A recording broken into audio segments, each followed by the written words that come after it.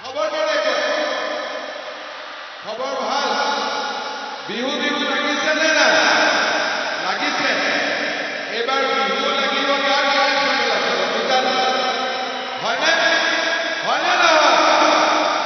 আজি আমাৰ সমষ্টিত চাবুৱা সমষ্টিৰ সন্মানীয় বিধায়ক বৰুৱা ডাঙৰীয়া, লাহুৱা সমষ্টিৰ সন্মানীয় বিধায়ক বিনোদ হাজৰিকা ডাঙৰীয়া, বিকুল ডেকা ডাঙৰীয়া, কাশ্যপ ডাঙৰীয়া, বৰুৱা ডাঙৰীয়া, পুৰণ বৰুৱা ডাঙৰীয়া, কুমুদ দত্ত ডাঙৰীয়া, ঋতু শইকীয়া ডাঙৰীয়া, প্ৰদেশ গগৈ ডাঙৰীয়া, কৃষ্ণচন্দ্ৰ দুৱৰা ডাঙৰীয়া, প্ৰদেশ বৰুৱা ডাঙৰীয়া, দেৱৰাজ চেতিয়া ডাঙৰীয়া, মৃদুল ৰাজখোৱা ডাঙৰীয়া, প্ৰমোদ হেংৰা ডাঙৰীয়া, সুৰুজ গোহাঁই ডাঙৰীয়া, লিখন বৰুৱা ডাঙৰীয়া, সাজন নায়ক ডাঙৰীয়া, আদিত্য গোস্বামী ডাঙৰীয়া, দেৱেন কোঁৱৰ ডাঙৰীয়া, মৃদুল শইকীয়া ডাঙৰীয়া, বিমল বৰুৱা ডাঙৰীয়া, সকলোৰে মৰমৰ আমাৰ কেন্দ্ৰীয় মন্ত্ৰী ৰামেশ্বৰ তাঁতী ডাঙৰীয়া, তেলী ডাঙৰীয়া, ৰামেশ্বৰ তেলী ডাঙৰীয়া, বাপসকল, দেউতাসকল, মাসকল, যুৱক যুৱতী, বন্ধু বান্ধৱীসকল, সকলোকে মই পোনপ্ৰথমে বহাগ বিহুৰ শুভেচ্ছা জনাইছোঁ। সকলোৱে জানে বহাগ মাথো এটি ঋতু নহয়, ই অসমীয়া জনজীৱনৰ আয়ুস। কোনে কৈ গৈছিল? ডক্টৰ ভূপেন হাজৰিকাই কৈ থৈ গৈছিল। আৰু বহাগে মানুহক মানুহৰ কাষলৈকে লৈ যায়, আনন্দ উৎসাহ, আৰু ইয়ে আমাৰ অসমীয়াৰ পৰিচয়। মই বহাগ বিহুত পবিত্ৰ উৎসৱত, আনন্দ উৎসৱত আপোনালোক সকলোকে মই মোৰ কৃতজ্ঞতা আৰু অভিনন্দন জনাইছোঁ। যোৱা বছৰ এই বহাগ বিহুৰ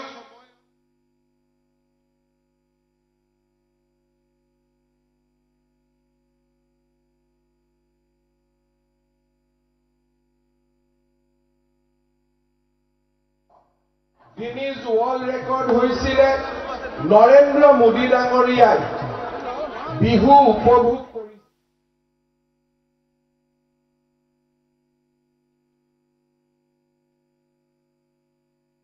যে 25,000 বিহুৱা বিহুৱতী লৈ আমি দিল্লীত গৈ বিহু নাচিম একেলগে।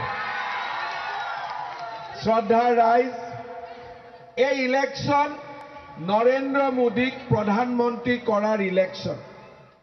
মোদী ডাঙৰীয়াই অসমক মনেদি ভাল পায়, অন্তৰেদি ভাল পায়, প্ৰাণেদি ভাল পায়। প্ৰধানমন্ত্ৰী হোৱাৰ পিছত তেখেত 26 বাৰ অসমলৈ আহিছে। জাপানত যাওক, আমেৰিকাত যাওক, দিল্লীলৈকে যাওক, অসমৰ স্বাভিমানৰ প্ৰতীক গামোচাখন তেওঁ ডিঙিত ৰাখে। কোভিডৰ যেতিয়া ভেকচিন ল'ব তেওঁ দিল্লীৰ হস্পিটালত গৈছিল, তেতিয়াও ডিঙিত তেওঁৰ গামোচা।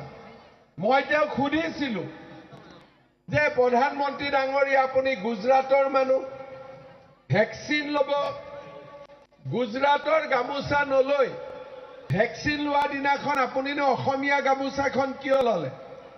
বোলে মই নাজানো, গামোচাখন দেখিলেই মই সাহস পাওঁ, গামোচাখন দেখিলেই মই প্ৰেৰণা পাওঁ।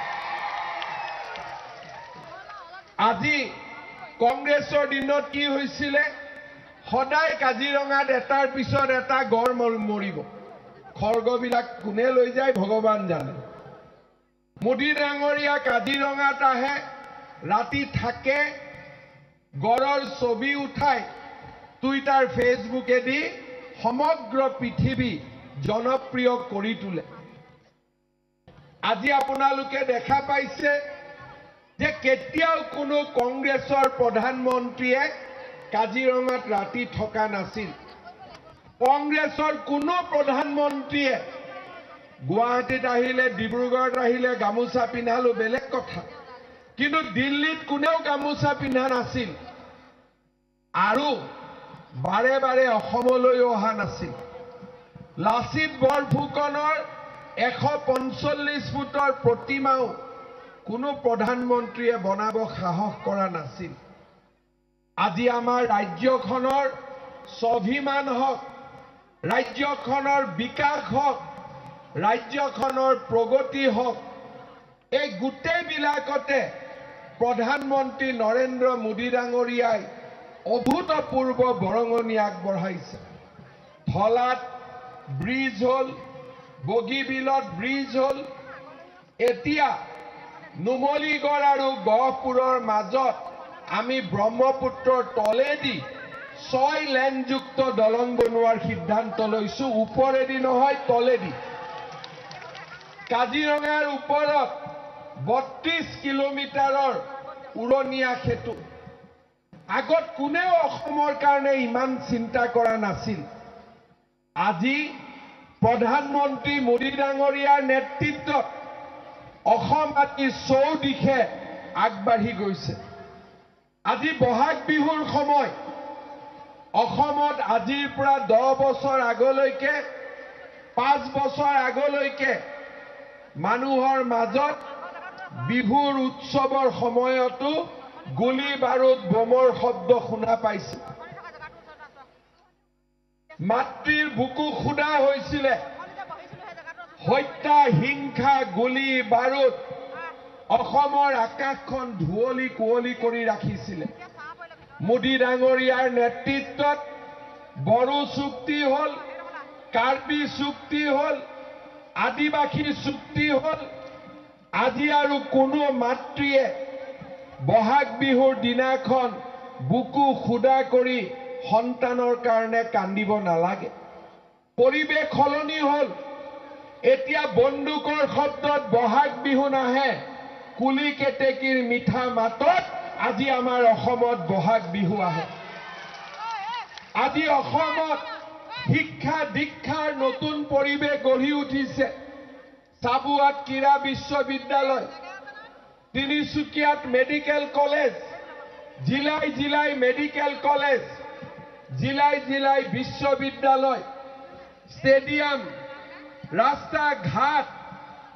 আজি আমাৰ অসমখনত চাৰিওফালে উৎসাহ উদ্দীপনাৰ মাজত এক আলোড়িত পৰিৱেশ। ল'ৰা ছোৱালী আজি স্কুল কলেজত যায়, পঢ়া শুনা কৰে। পৰিৱেশ সলনি হ'ল। যোৱাবাৰ নিৰ্বাচনৰ সময়ত মোৰ মনত আছে, মই চাবুৱাত আহিছিলোঁ। চাবুৱাত মই কৈছিলোঁ যে যদি আমাৰ চৰকাৰ গঠন হয়, আমি 1 লাখ যুৱক যুৱতীক চৰকাৰী চাকৰি দিম। কোনেও আমাক বিশ্বাস কৰা নাছিলে। মানুহে ভাবিছিল 1 লাখ চাকৰি কেনেকে হ'ব, আৰু 1 লাখ চাকৰি হয় যদিও দুখীয়া ল'ৰা ছোৱালীয়েতো চাকৰি নাপায়। কোনোবা মানুহে টকা পইচা দি চাকৰি ল'ব। আজি মই আপোনালোকক গৌৰৱেৰে ক'ব পাৰোঁ যে আমাৰ চৰকাৰৰ দিনত 1 লাখ ল'ৰা ছোৱালীয়ে চৰকাৰী চাকৰি পালে, কোনো এটা দালালেও ক'তো 1 টকাও খাব নোৱাৰিলে। শ্ৰদ্ধাৰ ৰাইজ, আমাৰ নিবনুৱা যুৱক যুৱতীৰ মনত যাতে উৎসাহ থাকে, নিবনুৱা যুৱক যুৱতীয়ে যাতে আশাৰ বন্তি গছি দেখা পাই থাকিব পাৰে, তাৰ কাৰণে চাবুৱাৰ এই সভাত মই আজি আকৌ ঘোষণা কৰিছোঁ যে অহা বছৰৰ ভিতৰত আমি আৰু 50,000 চৰকাৰী চাকৰি দিম। যিদিনাখন APSC ৰিজাল্ট দিয়ে, যিদিনাখন চাকৰিৰ ৰিজাল্ট দিয়ে, টিভিত দেখুৱাই যে কোনোবা বাগানৰ শ্ৰমিকৰ ল'ৰাই কেনেকে চাকৰি পালে, বজাৰত তৰকাৰী চব্জি বিক্ৰী কৰা ঘৰত 2-3টালৈকে চাকৰি হৈছে। এই বছৰ চাবুৱা সমষ্টিৰ পৰা 10 গৰাকী যুৱক যুৱতীয়ে APSC পাবলৈ সক্ষম হৈছে। দুখীয়া মানুহৰ ল'ৰা, মধ্যবিত্ত মানুহৰ ল'ৰা, আজি সকলোৰে সপোনবিলাক আজি আমি নিৰ্মাণ কৰিছোঁ। আৰু যিসকলে চাকৰি পোৱা নাই আমি তেওঁলোকেও যাতে বেহা বেপাৰ কৰিব পাৰে নিবনুৱা যুৱক যুৱতীক আমি কাম কৰাৰ বাবে 2 লাখ টকাকৈ দিয়াৰ বাবেও আজি আমি আঁচনি যুৱক যুৱতীসকলৰ মাজত মুকলি কৰি দিছো।